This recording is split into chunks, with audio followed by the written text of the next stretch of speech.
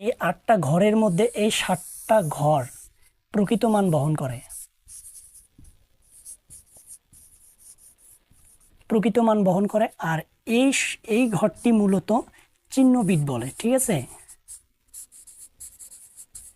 এই চিহ্ন বিট দ্বারা, এই অষ্টম ঘর দ্বারা, চিহ্ন বিট দ্বারা মূলত প্রকাশ করে যে সংখ্যাটি ধনাত্মক কি ঋণাত্মক।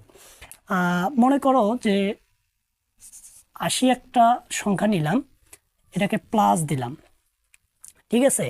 আমরা জানি 1 2 এগুলো ডাবল ডাবল লিখবো, ঠিক আছে।